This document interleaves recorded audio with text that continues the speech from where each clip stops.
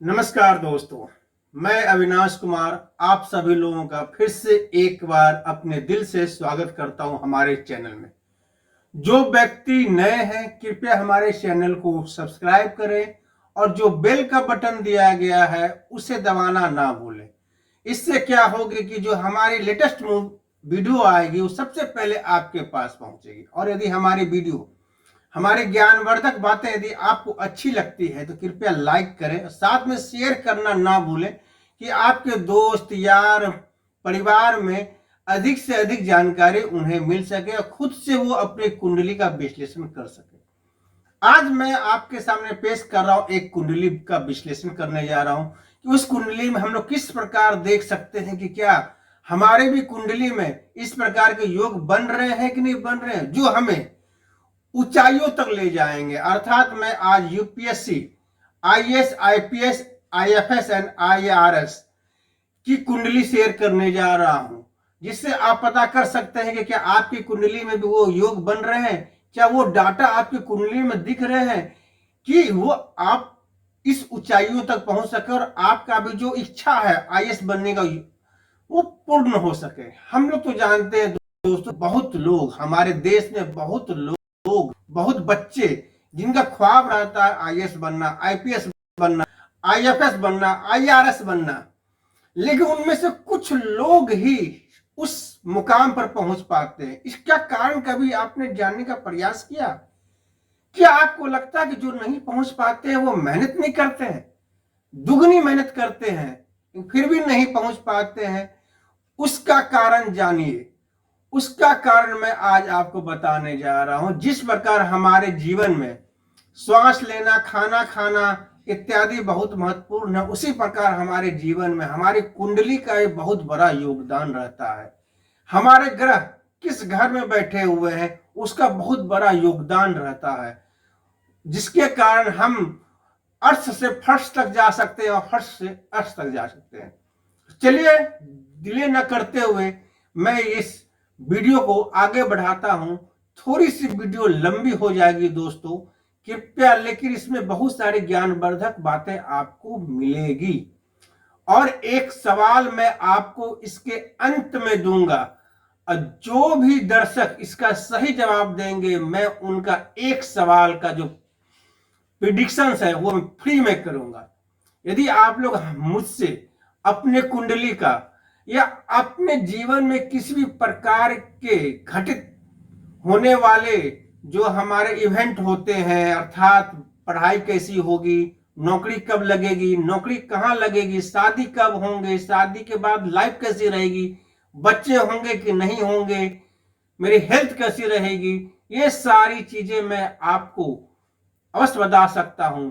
मैं आपको कंसल्टेशन दे सकता हूं। यदि आप मुझसे कंसल्टेशन लेना चाहते हैं तो कृपया हमारे नंबर पर व्हाट्सएप करें, कृपया फोन ना करें।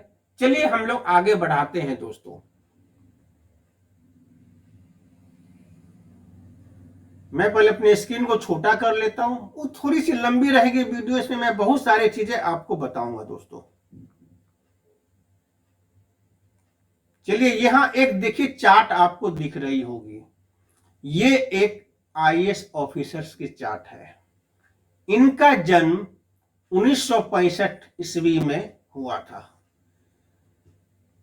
तो क्या इसकी कुंडली में ऐसे कुछ दिख रहे हैं आपको? आप भी देखने की कोशिश कीजिए, मैं भी देखने की कोशिश करता हूं कि क्या इसकी इस लग्न कुंडली में ऐसे कुछ दिख रहे हैं कि ये व्यक्ति आईएएस बनेगा, यूपीएससी क्रैक करेगा या पढ़ाई लिखाई में बहुत अच्छा होगा। मैं आपको बताना चाहता हूं कि इनका जन्म मध्यम परिवार से भी नीचे में इनका जन्म हुआ था। इनके पिता जूट की फैक्ट्री में क्लर्क थे। समझ जाइए 1965 के समय जब उनका जन्म हुआ, उनके फादर को क्या सैलरी मिलती होगी, क्लर्क थे। फिर भी इनके कुंडली में और इनकी मेहनत से ये अपने उस मुकाम पर पहुंचे हैं दोस्तों। हम लोग यहां देख सकते हैं, सबसे पहले हम लोग क्या देखते हैं, देखिए दोस्तों, ये कुंडली मिथुन लग्न की कुंडली है, ठीक ना। अब मिथुन लग्न की कुंडली में हम लोग जानना की कोशिश करते हैं कि इसमें कौन कौन से ग्रह जो होते हैं हमारे कारक ग्रह होते हैं, कौन कौन से ग्रह जो हमारे मारक ग्रह होते हैं। तो मिथुन लग्न की कुंडली में जो कारक ग्रह होते हैं वो होते हैं आपके बुध, क्योंकि वो लग्नेश है, देख सकते हैं लग्नेश है बुध। दूसरे जो कारक ग्रह होते हैं वो होते हैं सूर्य, तीसरे घर के स्वामी है। तीसरे तीसरे जो कारक होते हैं वो भाग्येश, भाग्येश कौन है? शुक्र है।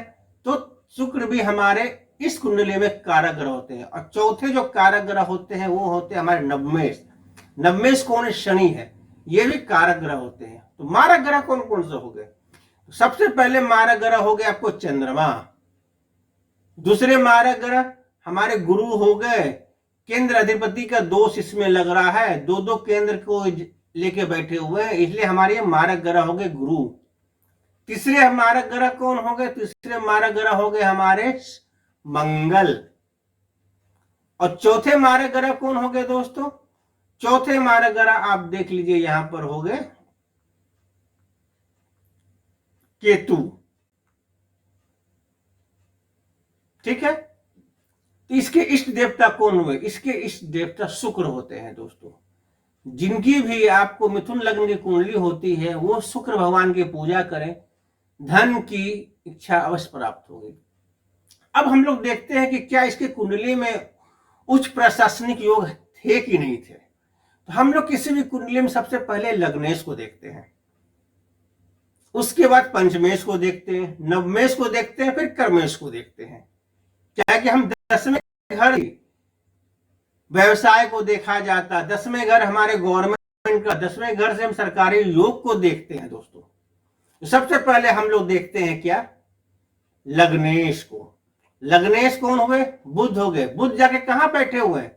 बुध जाके देखिए कर्मेश में बैठे हुए हैं, अर्थात हमारे लग्नेश मजबूत है। तो एक योग तो बनता है, चांस तो बन रहा है। दूसरे आप भाग्येश को देखें, भाग्येश कौन हो गए? शुक्र हो गए। कहां जाकर बैठे? लाभेश घर में बैठे हुए। किनके साथ बैठे हुए? सूर्य के साथ बैठे हुए, अर्थात मेरे भाग्य भी अच्छा है। अब उसके बाद देखिए नवमेश, सॉरी भाग्येश मेरे विद्या का होता है, मेरी पढ़ाई लिखाई का होता है, सॉरी पंचमेश। अब नवमेश देखिए हमारे भाग का घर कौन सा हो गया? शनि का घर हो गया। शनि खुद कहां बैठे? अपने ही घर में बैठे, अर्थात हमारे नवमेश भी अच्छे हैं, मजबूत है। अब कर्मेश देखिए, कर्मेश कौन है? कर्मेश में कौन कौन से घर बैठे हुए हैं? चंद्रमा और लग्नेश बैठे हुए हैं। तो कर्मेश भी मेरा अच्छा है। हम लोग सरकारी नौकरी का जो योग देखते हैं उसमें हम लोग सूर्य और चंद्रमा को जरूर देखते हैं। सरकारी नौकरी आपको तभी लग सकती जब सूर्य और चंद्रमा मजबूत हो, या सूर्य या चंद्रमा मजबूत हो, और उनको डीबीए अर्थात दशा अंतरा और भुक्ति में आना ही आना चाहिए। अब देखिए सरकारी नौकरी के लिए सबसे प्राइम जो ग्रह होते हैं कौन होते हैं? सूर्य होते हैं। सूर्य कहां बैठे हुए हैं? देखिए लाभेश वाले घर में बैठे हुए हैं। और देखिए किसके घर में बैठे? मंगल के घर, मेष ग्रह राशि में बैठे हुए हैं। और सूर्य मेष राशि में उच्च के होते हैं, अर्थात सूर्य भी बता रहे हैं कि हाँ मैं आपको सरकारी नौकरी देने में सक्षम हूं। हमारी जब भी दशा चलेगी, जब भी अंतरा आएगी, प्रंतर आएगी, मैं आपको सक्सेस देने के प्रयास करूंगा, बशर्ते आपको मेहनत करनी पड़ेगी। फिर भी क्या आपको इसकी कुंडली में किसी प्रकार भी कहीं दिखती है कि सरकारी नौकरी में कैसे देखूं, योग है या नहीं है? एक चीज देखिए, आपको यहाँ स्थान परिवर्तन के योग भी बन रहे हैं सूर्य और मंगल में। आपको सूर्य उस मंगल के घर में बैठे हुए हैं और मंगल आपके सूर्य के घर में बैठे हुए हैं, ये भी एक योग बना रहे हैं आपको। लेकिन फिर भी मुझे मतलब मैं कहता हूं मुझे नहीं पता चल पाती कि क्या इस व्यक्ति का सरकारी योग है कि नहीं, या उच्च सरकारी योग, उच्च पोस्ट में पदासीन योग है कि नहीं है। तो इसके लिए हम लोग क्या देखते हैं? इसके लिए मैं देखता हूं नाड़ी एस्ट्रोलॉजी, कि कौन से ग्रह किसके नक्षत्र में बैठे हुए हैं और उसके सबलॉर्ड कौन है। एक रूल आप कॉपी और पेन में लिख लें। सबसे पहले हम लोग ग्रह को देखते हैं, ग्रह का जो नक्षत्र होता है उसको देखते हैं, और उस नक्षत्र का जो सबलॉर्ड उसको देखते हैं। ग्रह जो रिजल्ट देता उससे ज्यादा अच्छा रिजल्ट उसका नक्षत्र देता है, और उससे भी अच्छा रिजल्ट उसका सबलॉर्ड देता है। इस सीक्वेंस में देखा जाता है। सपोज दैट मान लीजिए कि कोई ग्रह किसी भी इवेंट को करने में सक्षम है, वो प्रोमिनेंट बता रहा है कि मेरे दशा में मैं ये इवेंट को करवाने में सक्षम हूं, बशर्ते जो अंतरा आएगी, पर्यंतर आएगी, वो भी सक्षम हो तब, अन्यथा मैं उस इवेंट को पूरा नहीं कर सकता हूं। तो एक रूल बन जाती है दोस्तों। मैं लास्ट में इस कुंडली के आधार पर एक सवाल आपको दूंगा। उस सवाल का पहले 5 व्यक्ति जो सही जवाब देंगे, मैं उनका कुंडली का विश्लेषण करूंगा और एक सवाल का जवाब मैं आपको अवश्य बताऊंगा। इसलिए हमारे वीडियो को लास्ट तक देखें दोस्तों। तो चलिए अब आगे बढ़ते हैं। तो हमें लग्न कुंडली से पता तो नहीं चल पाई कि क्या सही में इनका सरकारी नौकरी के योग है कि नहीं योग। अब हम आपको कॉम्बिनेशन बताना चाहते हैं कि हम लोग सरकारी नौकरी या व्यवसाय, कैरियर को कैसे जज करते हैं कि ये आईएएस बनेगा, आईपीएस बनेगा, आईआरएस बनेगा, इंजीनियर बनेगा, डॉक्टर बनेगा, क्या बनेगा। तो आज हम 4 बातें करेंगे आपसे। आईएएस के क्या कॉम्बिनेशंस होते हैं, आईपीएस के क्या कॉम्बिनेशंस होते हैं, आईआरएस के क्या कॉम्बिनेशंस होते हैं और आईएफएस के क्या कॉम्बिनेशंस होते हैं। चलिए अब नेक्स्ट स्लाइड में चलते हैं दोस्तों। देखिए 4 combinations of IAS, IPS, IFS and IRS. IAS बनने के लिए हमारे जो कॉम्बिनेशन 10, 11, 6, 11, ठीक से हम लोग नौकरी देखते हैं और 11 हमारे लाभ का पूर्ति करता है, इच्छा पूर्ति करता है। 6 हमारे जॉब को बताता है दोस्तों और 11 उसके पूर्ति करता है। तो हमारे कुंडली में 10, 11 या 6, 11 साथ में सूर्य और चंद्रमा डीबीए में होना चाहिए, दशा भुक्ति अंतरा में होना चाहिए। और आईएएस बनने के लिए हमारे जो 9 ग्रह हैं उसमें से मेजॉरिटी ऑफ ग्रह ये कॉम्बिनेशंस बताना चाहिए, तब हम आईएएस बनने में सक्षम हो सकते हैं। मेहनत तो करनी पड़ेगी। आईपीएस बनने के लिए भी 10 या 11 या 6, 11 साथ में सूर्य और चंद्रमा डीबीए में होना चाहिए। साथ में मंगल भी होनी चाहिए हमारे डीबीए में। और उसके साथ साथ हमारे जो ग्रह में है 7, 8 या 7, 12 अधिकांश ग्रह में यदि होते हैं, मान लीजिए कि 7, 8, 10, 11, 6, 7, 8, 10, 11, 6, 7, 8, 10, 11, 12 इस प्रकार के कॉम्बिनेशन अधिकांश ग्रह में होने चाहिए, तो आईपीएस बनने के योग बनते हैं। अब आ जाइए आईआरएस, इंडियन रेवेन्यू सर्विसेज। उसमें हमें आईएएस वाले योग तो चाहिए 10, 11 या 6, 11 साथ में डीबीए में सन और मून, साथ में 2, 11 भी होनी चाहिए, अर्थात 2, 10, 11, 2, 6, 11, 2, 3, 10, 11 इस प्रकार यदि हमारे अधिकांश ग्रह 9 में से कम 5 या 6 ग्रह में भी मिल जाते हैं तो प्रोमिनेंट चांस बनते हैं कि हम आईआरएस बन सकते हैं। यदि 2 और 11 अधिकांश ग्रह में आते हैं, 2 आते हैं तो 4 होते हैं। अब आ जाइए IFS, Indian foreign services. IAS का कॉम्बिनेशन चाहिए साथ में 3, 9, 12 मेजॉरिटी प्लेनेट में चाहिए, तब हम आईएफएस बन सकते हैं।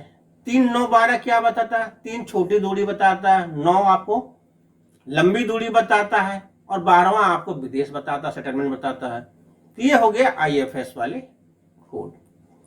अब चलिए हम इसका जो date of birth, time of birth और प्लेस ऑफ बर्थ जो मैंने इसका नक्षत्र नाड़ी जो निकाला था वो क्या बताते हैं। देखिए यहाँ पर ये नक्षत्र नाड़ी के कॉम्बिनेशंस हो गए। ये आपको सूर्य हो गए, सूर्य ग्रह हो गए, ठीक है। सूर्य ग्रह किसके नक्षत्र में बैठे हुए हैं? सूर्य के नक्षत्र में बैठे हुए। उसके सब लॉर्ड कौन हो गए? चंद्रमा हो गए। चंद्रमा देखिए ग्रह किसके नक्षत्र में बैठे हुए हैं? बुध के नक्षत्र में बैठे हुए हैं और उसके जो सब लॉर्ड हो गए शनि हो गए। उसी प्रकार आपको मंगल देखिए, मंगल किसके नक्षत्र में बैठे हुए हैं? शुक्र के नक्षत्र में बैठे हुए हैं और उसके जो सब लॉर्ड हो गए वो सूर्य हो गए आपको, ठीक है। उसी प्रकार बुध हो गए, गुरु हो गए, शुक्र हो गए, शनि हो गए, राहु और केतु। अब यहाँ पर हम लोग देखते हैं कि क्या अधिकांश ग्रह हमारे 10 11 या 6 11 बता रहे हैं। क्या इसके व्यक्ति के कुंडली में ऐसे योग हैं कि आईएएस बन सकता है बंदा।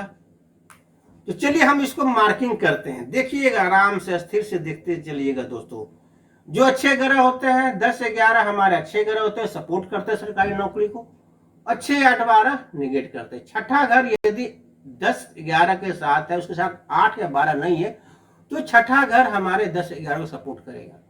लेकिन छठा घर के साथ 6 10 6 8 10 11 12 है, तो छठा घर आपको 8 12 को सपोर्ट करेगा, ना कि 10 11 को सपोर्ट करेगा। चलिए हम लोग मार्किंग करते हैं दोस्तों। सबसे पहले सूर्य को देखते हैं। 1 मिनट दोस्तों, चलिए सबसे पहले सूर्य को देखते हैं। सूर्य क्या बता रहे हैं, तीसरे घर का भी फल दे रहे हैं और 11वें घर का फल दे रहे हैं, मतलब ये 11 नंबर पॉजिटिव हो गया मेरा। उसके नक्षत्र शुक्र हो गए, वो किसके 5वें घर के फल दे रहे हैं और 11वें घर के फल दे रहे हैं, 11 इसमें पॉजिटिव हो गया। उसका सब लोड चंद्रमा है, उसमें 10 आ रहे हैं, तो इसको हम ग्रीन कर देते हैं। ठीक, पहले ग्रीन करते कौन अच्छे अच्छे ग्रह नंबर्स हैं जो हमारे ग्रह में बता रहे हैं। दूसरा चंद्रमा हो गया। चंद्रमा में देखिए ये पॉजिटिव हो गए 10, ये भी पॉजिटिव हो गए 10। ठीक, चलिए 6 भी नहीं है, 11 भी नहीं है। चलिए मंगल में देखते हैं, देखिए 6 भी है और 11 भी है। चलिए वेरी गुड, मंगल ग्रह अच्छे हैं। उसके जो सब लॉर्ड नक्षत्र हो गए शुक्र, उसमें 11 आ रहे हैं। अब उसके जो सब लॉर्ड सूर्य हो गए उसमें भी 11 आ रहे हैं, बहुत बढ़िया। अब उसके बाद बुध में, बुध देखिए क्या 1 4 10 हर का रिजल्ट दे, 10 पॉजिटिव हो गए हमारे। किसके नक्षत्र में, खुद अपने ही नक्षत्र में बैठे हुए हैं बुध, यहाँ भी 1 पॉजिटिव हो गए।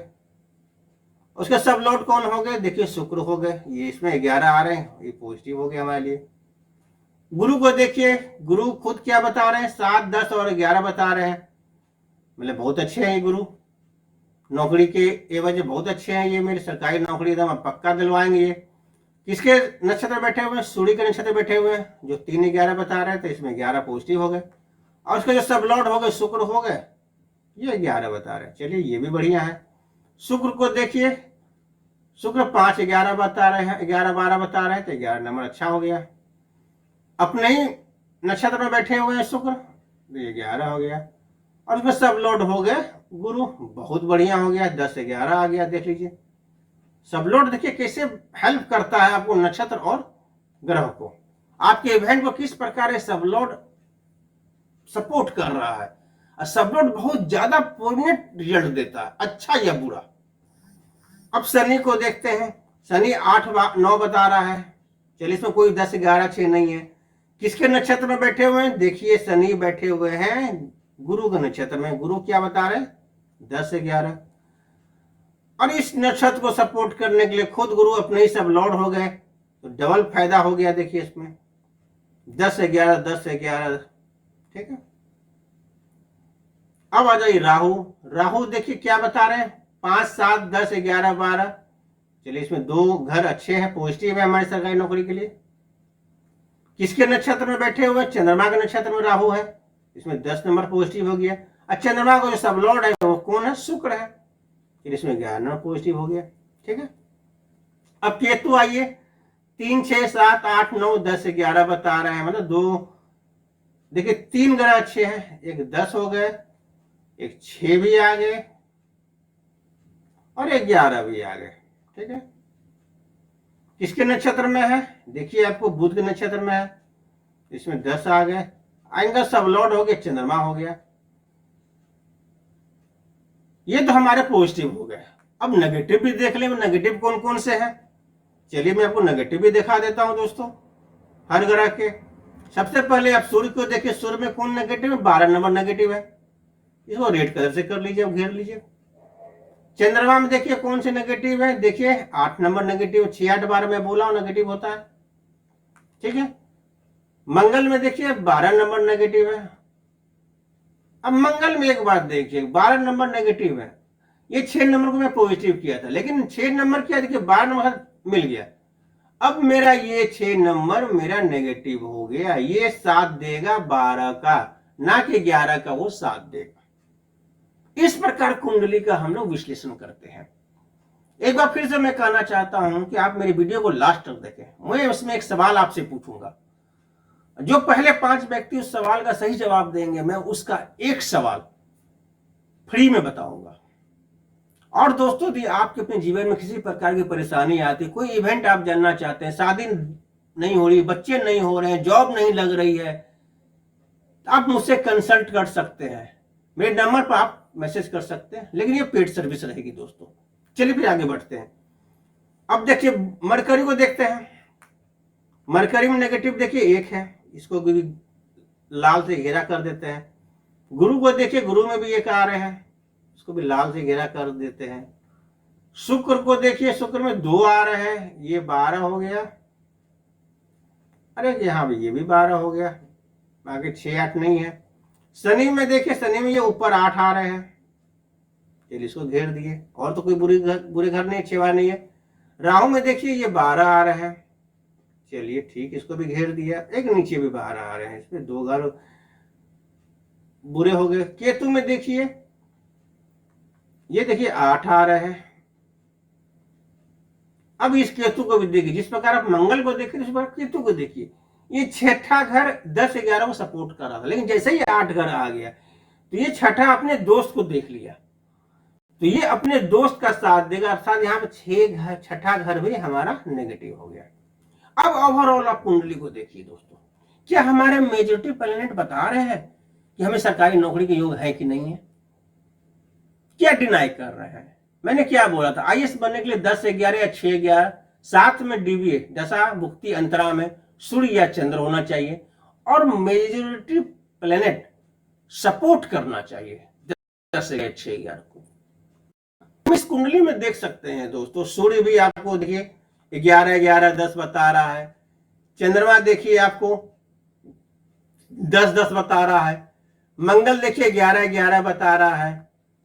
फिर आपको देखिए बुध देखिए, बुध भी आपको, एक मिनट दोस्तों, बुध भी आपको देखिए 10 10 11 बता रहा है, गुरु भी 10 11 11 11 बता रहा है, शुक्र भी 11 11 10 11 बता रहा है, शनि भी 10 11 11 बता रहा है, राहु भी 10 11 10 11 बता रहा है, केतु भी 10 11 10 10 बता रहा है। हम कह सकते हैं कि मेजोरिटी जो प्लेनेट है इसका 10 से 11 बता रहे हैं, नेगेटिव बहुत कम है। सूर्य में मान लीजिए 12 नंबर, तो एकलौता 12 है ना, खराब नहीं होता है। 12 नंबर से हम लोग क्या देखते हैं, हम लोग ये मृत्यु का घर होता है 12 से देखते हैं, हमारे खर्चे का घर होता है 12 से, हमारी जेल यात्रा देखते हैं 12। लेकिन पॉजिटिव भी क्या होता है, विदेश यात्रा भी दिखाता है, हमारा एक्सपेंडिचर पैसे होंगे तभी आप एक्सपेंड कर दीजिएगा, ये भी बताता है आपको। तो यहाँ पे 12वां घर हमारा सपोर्ट कर रहा है 10 से 11 को, 12 को। उसी पर चंद्रमा देखिए, चंद्रमा 8वां घर, 8वां घर भी देखिए 6, यदि इसी चंद्रमा में यदि आपको 6 रहता तो 6 8 खराब हो जाते, 12 रहता तो 8 12 खराब हो जाते। लेकिन यहाँ इकलौता चंद्रमा खाली 8 है। चंद्रमा क्या बताता है? चंद्रमा हमारे मृत्यु को बताता है, हमारे परेशानी, समस्या, दुर्घटना इत्यादि को बताता है। चंद्रमा सॉरी नहीं, 8 नंबर क्या बताता है? हमारी मृत्यु को बताता है, समस्या परेशानी को बताता है, हमारी दुर्घटना को बताता है हमारा। लेकिन साथ में और क्या क्या बताता है? ये हमारे इतिहास को भी बताता है, ये हमारे एस्ट्रोलॉजी को बताता है, ये हमारे जमीन के नीचे की चीजों को बताता है, ये हमारे गुप्त धन को भी बताता है। इसको आप पॉजिटिव ले सकते हैं। वैसा धन जो आपने मेहनत करके नहीं कमाया हो, फ्री में मिला हो, लॉटरी से, पीएफ से, इंश्योरेंस से, ठीक ना, तो ये हमारे पॉजिटिव हो गए 8। उसी प्रकार मंगल, मंगल देखिए थोड़े से खराब है, 6 12 मिल गया, खराब कर दिए। लेकिन देखिएगा 11वां नंबर जो होता है, आपको ग्रह में भी है, आपको नक्षत्र में भी है, आपको सब लॉर्ड में, तो मजबूत हो गया ये एकलौता है 11 6 11 पॉजिटिव हो गया। लेकिन जैसे ही इसकी जो नक्षत्र है 5 11 12, ये 12वां घर जैसे छठा घर से मिला, ये से 11 को हरा दिया। लेकिन यहाँ पर 11 को जिताने के लिए यहाँ पर 11 है, तो मजबूत हो गया, डबल 11। और उसको सपोर्ट करने के लिए देखिए सब लॉर्ड 11 दे दिया, मतलब 6 12 को हटा दिया, मतलब मंगल भी अच्छे हैं मेरे। उसी प्रकार आप आ जाइए मरकरी, बुध को देखिए, ग्रह पॉजिटिव है, कोई नेगेटिव कॉम्बिनेशन नहीं है, उसके नक्षत्र में पॉजिटिव है, 10-10 मिलके डबल 10 हो गए। अब उसका सब लोड देखिए 11-12 है, 12वां घर इकलौता है, इसका दोस्त छठा या 8वां घर है नहीं, तो ये 12 घर 11 का ही दोस्त बनेगा, इसी को साथ देगा, थोड़े से खर्चे करवाएगा लेकिन साथ इसी को देगा, थोड़ी सी परेशानी करेगा, थोड़ी सी डिले करेगा लेकिन साथ देगा 10-11 को ही। प्लस 10-11 आ रहा है, नक्षत्र में 10 है, सब लोड में 11, 10-11। आप ये भी समझिए 10-11 और 11-10, समझ रहे हैं, 10-11 बहुत ही स्ट्रॉन्ग कम्युनिकेशन, उससे कम स्ट्रॉन्ग हो गया 11-10 हो गया। ठीक है, अब उसी तरह गुरु को देखिए, गुरु क्या बता रहे हैं, 10-11 बहुत अच्छा, उसके नक्षत्र में 11, ये 11 मिल गए, डबल पॉजिटिव हो गए, ज्यादा मजबूत कर दिए इसको।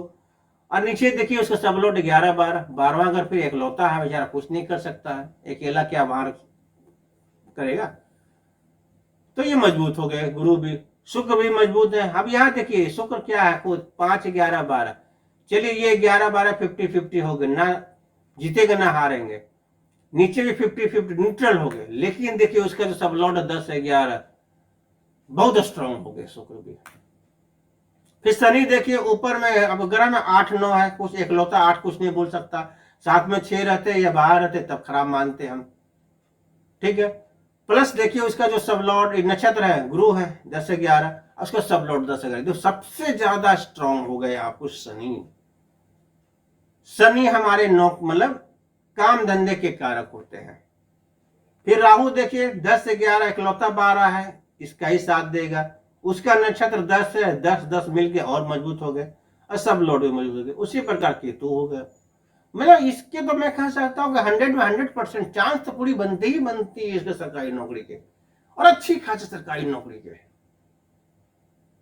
यदि हम इसके एजुकेशन को देख लें तो आपको पता चल जाएगा कि क्या सही में ये IAS ऑफिसर थे, बने थे कि नहीं बने थे। एजुकेशन के लिए आप लोग जानते हैं कि 2-4-5-9-11 हम लोग कॉम्बिनेशन पॉजिटिव माना जाता है, नेगेटिव में 3-6-8-12 नेगेटिव होते हैं। 2-4-11 A+ ग्रेड के, यदि 2-4-11 हमारे A+ कहते हैं, उसके मतलब हर क्लास में 95 से अबव रहेगी इस नंबर उसके, ओवरऑल स्टडी पढ़ाई बहुत अच्छी रहेगी। यदि 4-11 या 5-11 तो A ग्रेड की मिलते हैं, अब 2-11 है, 9-11 है तो B ग्रेड मिलते हैं आपको। तो यहां आप देखिए, आप खुद देखिए इसमें इसकी एजुकेशन कैसी रही होगी दोस्तों।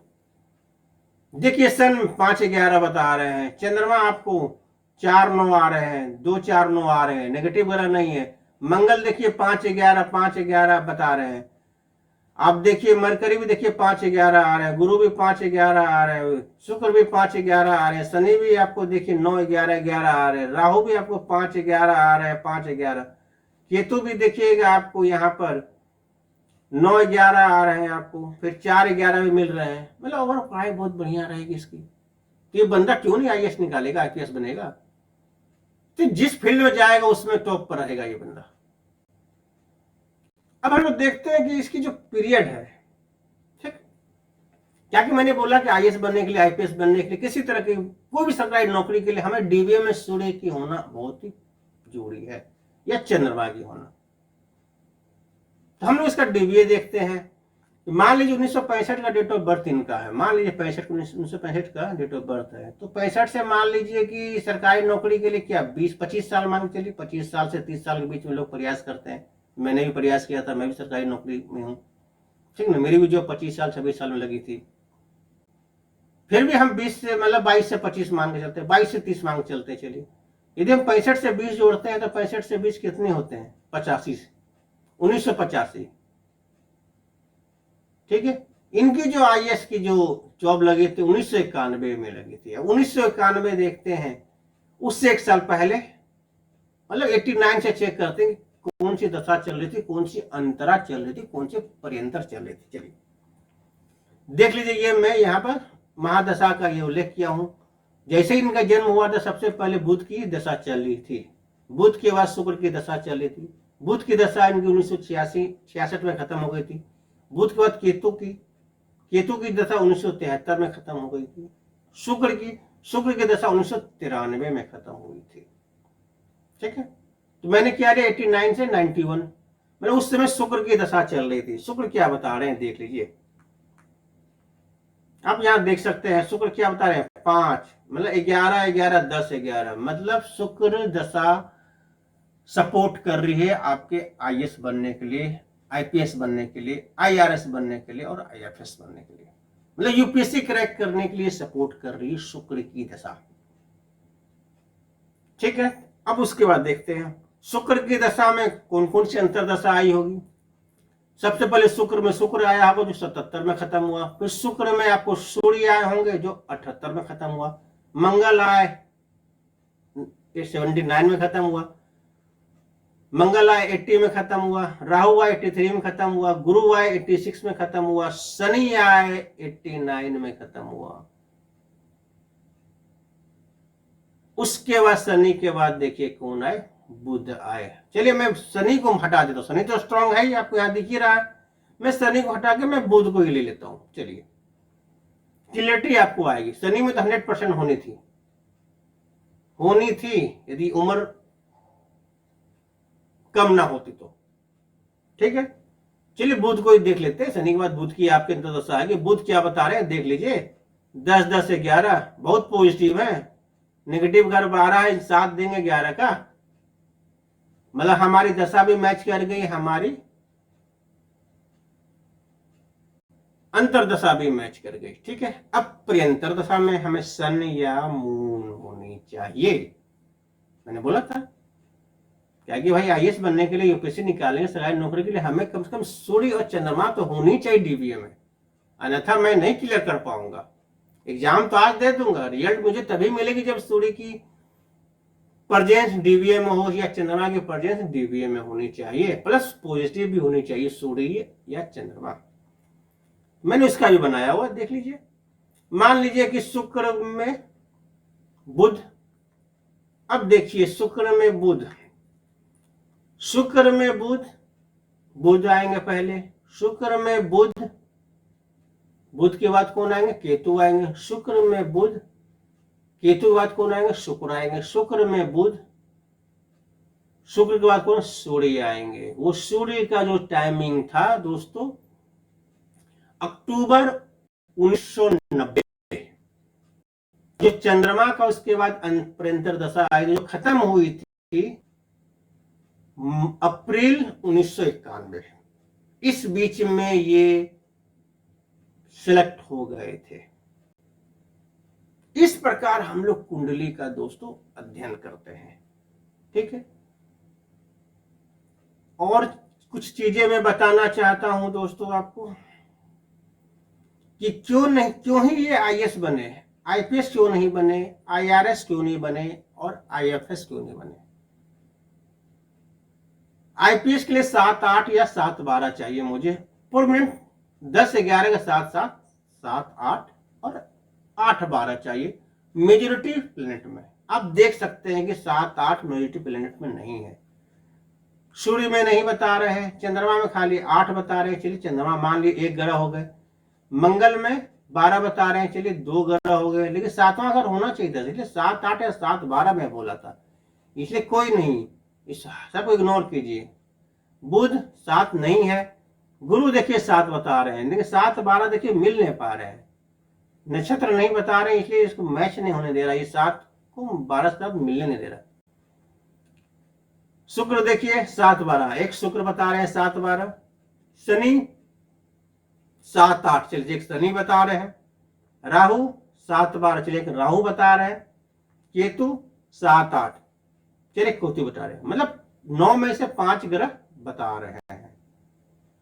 ठीक है, अब आईआरएस के लिए, इंडियन रेवेन्यू सर्विसेज के लिए 10 11 के साथ साथ 2 नंबर होना चाहिए, 2 सूर्य बता रहे हैं, हाँ बता रहे हैं, 1 चंद्रमा बता रहे हैं, 2,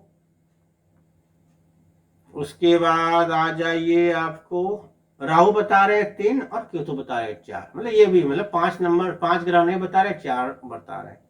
अब आ जाइए बात करते हैं आईएफएस, इंडियन फॉरेन सर्विसेज में 10 11 के साथ साथ हमारे 3 9 12 भी होने चाहिए, या 3 9 हो या 9 12 हो या 3 12 हो, जो भी होने चाहिए। सूर्य चलिए 3 12 बता रहे हैं, गुड, चंद्रमा खाली 9 बता रहे हैं, नॉट गुड। मंगल 3 12 बता रहे हैं, चलिए गुड, 3 12 3 आ गए, ठीक है, 2 ग्रह हो गए। बुध खाली 12 बता रहे हैं, नॉट गुड।